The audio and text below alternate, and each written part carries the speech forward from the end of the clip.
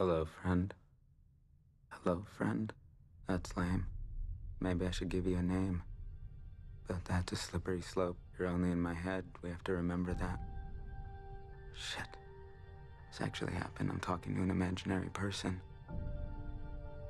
What I'm about to tell you is top secret. A conspiracy bigger than all of us. There's a powerful group of people out there that are secretly running the world. I'm talking about the guys no one knows about, the guys that are invisible. The top 1% of the top 1%, the guys that play God without permission. And now I think they're following me. Mr. Robot, created by Sam Esmail, is an American drama thriller television series that ran from June 24th, 2015 to December 22nd, 2019. The show follows Elliot, played by Rami Malek, who's a cybersecurity engineer and hacker who also has social anxiety disorder and clinical depression.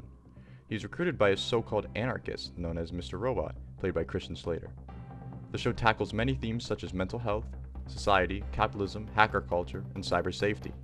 One of the reasons why I love Mr. Robot and where it's gotten most of its critical acclaim is for its story, acting, and cinematography, and its musical score composed by Quayle.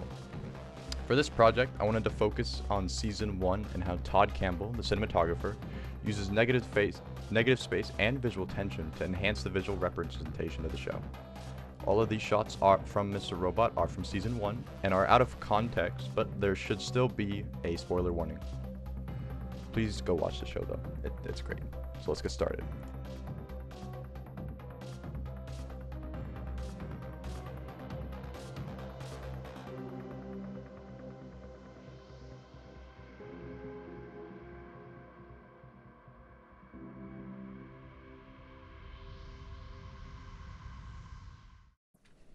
First, I wanted to talk about framing. In cinematography, framing is the presentation of visual elements in an image, especially the placement of the subject in relation to other objects. Framing can make an image more aesthetically pleasing and keep the viewer's focus on the framed objects. Most dramas are shot in a widely used type of way called the rule of thirds. It is used to capture the subject of a photo in a way that's pleasing to look at. This involves breaking any image you want to photograph into thirds, horizontally and vertically, so that you have 9 equal parts. Mr. Robot is shot very uniquely when it comes to TV dramas. Now, Mr. Robot is a show about society, and Elliot's emotions are not the main focus of the series. So if conventional framing's purpose is to enhance a single character's emotions, then there's really no point of using conventional framing.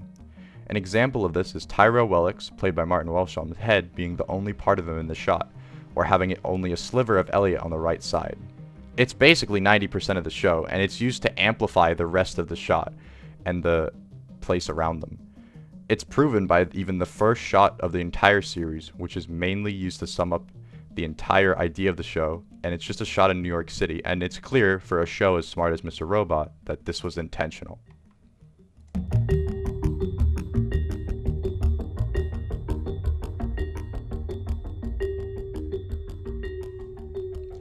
Alright, let's get back to the bulk of the video. For the project, I wanted to take a reference from Todd Campbell's style and use it in my own photography with 3 different photos. Let's first take a look at these shots. Mr. Robot likes to do long and high shots with hallways and long corridors. A lot of these shots are used to depict Elliot's state of anxiety and loneliness, and the photo I took to try and use this technique was a long shot of my hallway. I wasn't able to get anyone in the shot, but I feel like I was able to show the emptiness and the atmosphere depicted in the original shots. I used a lot of editing techniques because I wanted to make my shot gray and darker. This next shot is a shot of Tyrell Wellick and Joanna Wellick, played by Stephanie Coliseum. In this shot, you can see that Tyrell is obviously on edge, and you can see that there is some type of visual tension between the two because of how Tyrell is blurred out and Joanna is not. I tried to do this with myself outside. I took a photo of myself and had the plant I had a plant to the side of me and only had the plant in focus. I believe it gave the same feel of tension as the original shot did. Out of all the photos I took, this is by far my favorite. I wanted to keep myself on the left side and the cactus plant on the right side. I didn't do that much technical editing. All it was just a bit of color changes and lighting changes to kind of keep it a bit more simple because it was already pretty good. So yeah. For my last shot, I decided to tackle the idea of negative space that is present throughout the show. I talked about this in one of the shots earlier in the video, but the shot with Tyro's head being the only part of him in the shot, or a sliver of Elliot only being on the right side, I wanted to somehow replicate that style of negative space being present in the image, and I am mostly taking style mainly from the photo of Tyrell because I favor that one. This photo I tried to replicate the tension and the negative space of the shot, and that, to be honest, I didn't do that well. I didn't use a person and the subject as a subject, and there was a lot of background objects that ruined the aspect of negative space. If I were to redo this shot, which I plan to do, I would completely change it. I would have a different location that has a better feel of nothing, and I would either use a person as my object or something different than a statue in my backyard, and this was my least favorite of the 3 photos, but I still learned a lot from this experience. I love Mr. Robot. I've been trying to get any project I do this year to be somehow about it because of my big love for this show. The story, the message it gives, the visual representation, everything else, it's so good. The cinematography is so visually appealing, it makes you to want to keep watching after every single episode. I really love this project because I was able to dissect one of my favorite TV shows and apply it to what I'm learning and want to study in college. Thanks for watching, and please go watch this show.